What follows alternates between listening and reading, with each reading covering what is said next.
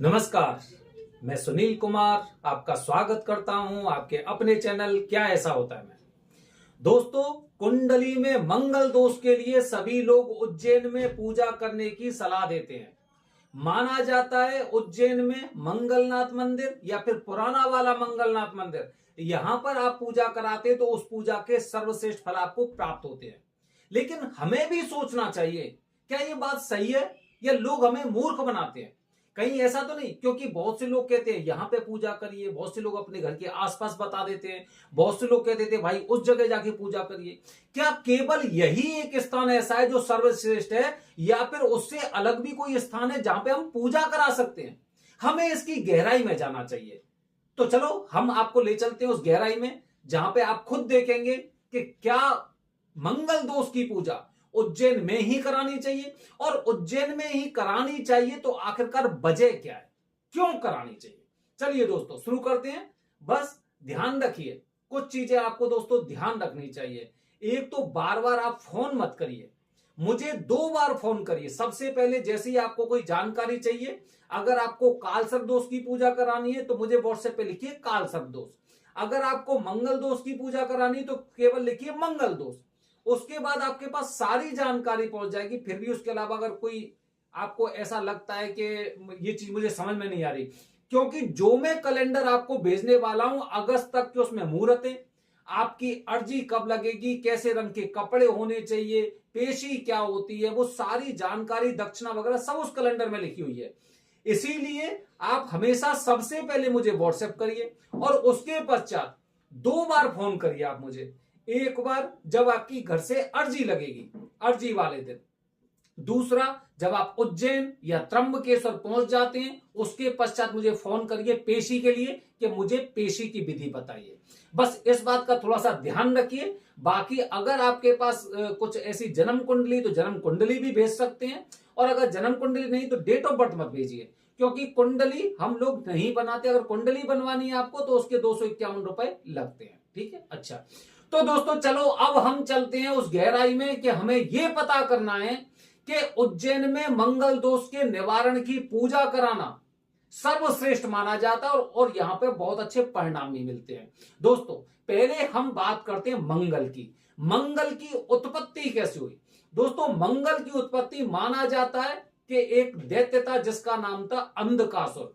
अंधकासुर उसे इसलिए बोलते थे कि जब भी वो चलता था तो एकदम अंधकार जैसा प्रतीत होता था। ऐसा लगता है कि एक तो उसकी ऊंचाई इतनी थी, इतना लंबा चौड़ा था, तो ऐसा लगता था जैसे खुद अंधकार किसी इंसान की तरफ आ रहा हो।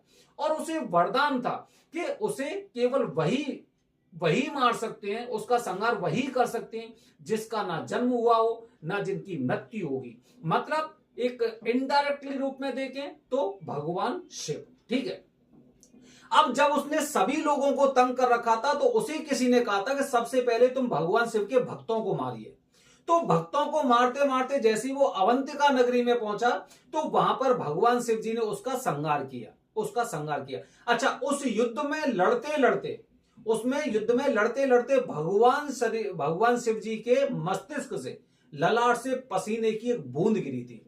वो बूंद उज्जैन में ही गिरी थी और माना जाता है शास्त्रों के अनुसार कि उसी बूंद से, पसीने की बूंद से मंगल ग्रह की उत्पत्ति हुई थी। तो समझ गए, बूंद कहां पर गिरी? उज्जैन में गिरी। इसीलिए और उनको मंगल ग्रह का दर्जा प्राप्त हुआ क्योंकि भगवान शिव की बूंद थी पसीने की। उसके पश्चात पृथ्वी ने एक महिला का रूप धारण किया और उसे अपनी गोद में बैठा लिया, क्योंकि पृथ्वी ने सोचा कि भगवान शिव का पुत्र मेरे भी पुत्र के समान है, इसीलिए भगवान शिव ने उसे पुत्र दे दिया। इसीलिए उसका नाम भौम हुआ। भौम मतलब भूमि का पुत्र, भौम मतलब मंगल।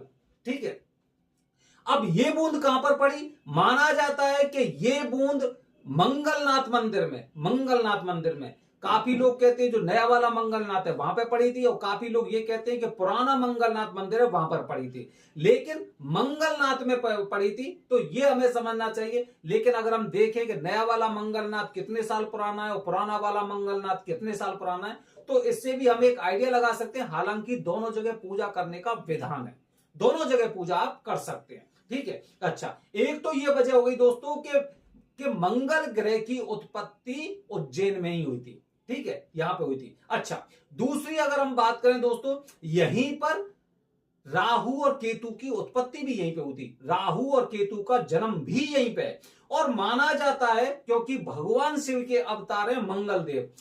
कभी भी जीवन में किसी भी तरह से आपको राहु की तरफ से समस्या आती है तो निश्चित रूप से अगर आप मंगल को थोड़ा सा कहते हैं ना उच्च का कर लेंगे, मंगल को पावर दे देंगे, तो राहु आपके जीवन में कभी भी हानि नहीं पहुंचा सकता है।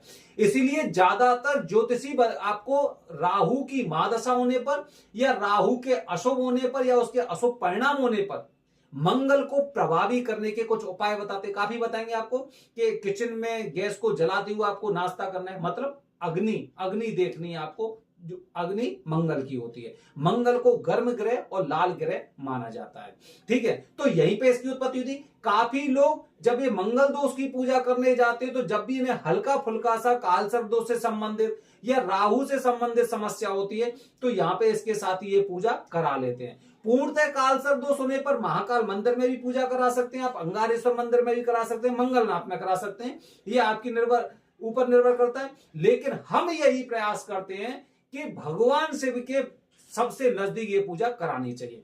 तो पहली बात दोस्तों हो गई कि मंगलनाथ का जन्म उज्जैन में ही हुआ था, जो मंगलनाथ का मंदिर है, ठीक है, मंगलनाथ का मंदिर। दूसरा दोस्तों, 12 ज्योतिर्लिंगों में से एकमात्र स्थान, यहां पे भी एक ज्योतिर्लिंग है जिसे महाकाल बोलते हैं, महाकालेश्वर बोलते हैं। महाकाल की महिमा के बारे में जैसे अगर आप और भी कुछ ऐसे शास्त्र वगैरह पढ़ेंगे तो वहां पे बताया है कि जैसे जैसे कलयुग चरम सीमा पर होगा, जैसे जैसे चरम सीमा पर होगा तो 2 देवताओं की पूजा इस पृथ्वी पर बढ़ती जाएगी, जिनमें एक खाटू श्याम महाराज जी और दूसरे महाकाल बाबा। महाकाल पर अगर आज भी देखेंगे तो पूरी दुनिया में जितने भी मंदिर हैं सबसे ज्यादा रोजाना दर्शन करने वालों की भीड़ होती है। मान के चलिए करीब 2 लाख के आसपास लोग लगभग डेली के दर्शन करते हैं महाकाल के, ठीक है। तो एक ये भी वजह। तीसरी वजह दोस्तों, बताया जाता है अगर 12 ज्योतिर्लिंग की हम बात करते हैं तो 12 ज्योतिर्लिंगों में कभी भी आपको यह नहीं बताया जाएगा कि मृत्यु लोक में भूलोक में किसकी पूजा होगी। लेकिन अगर महाकाल की बात करें तो महाकाल में साक्षात बताया गया है, अगर आप कुछ ऐसे वेद पढ़ते हैं, कुछ शास्त्र पढ़ते हैं, उसमें बताया गया है कि आकाशे तारक लिंगम पाताले हाटकेश्वरम और मृत्यु लोके भूलोके महाकालम त्रियम लिंगम नमस्तुते। मतलब अगर पृथ्वी लोक पे आपने महाकाल की पूजा कर ली तो आपने आकाश लोक के भगवान की पूजा कर ली और पाताल लोक के भगवान की पूजा कर ली। मतलब यह है कि पृथ्वी के महाराज महाकाल को बताया गया है। तो दोस्तों, अगर आप उज्जैन की नगरी में जा रहे हैं तो मान के चलिए कि आप पृथ्वी के महाराज के घर, पृथ्वी के राजा के घर गए, पूरी समस्त पृथ्वी के राजा महाकाल बैठे हुए, वहां पर आप जा रहे हैं, वहां पर उनके पुत्र मंगलनाथ बैठे हुए हैं। तो दोस्तों, ऐसी कुछ चीजें हमें प्राप्त होती हैं कि जिससे हमें ऐसा प्रतीत होता है कि मंगल दोष की पूजा तो आपको उज्जैन में ही करनी चाहिए।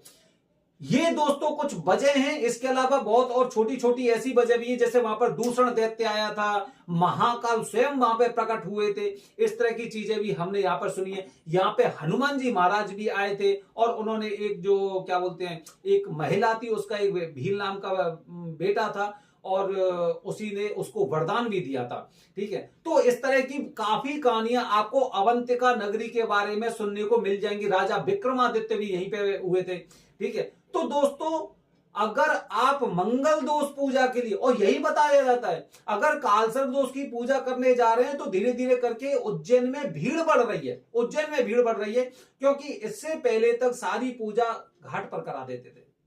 अब मंदिर में होना शुरू हो गया है। हमने अपने चैनल के माध्यम से भी मंदिर में काफी पूजा करवाई है।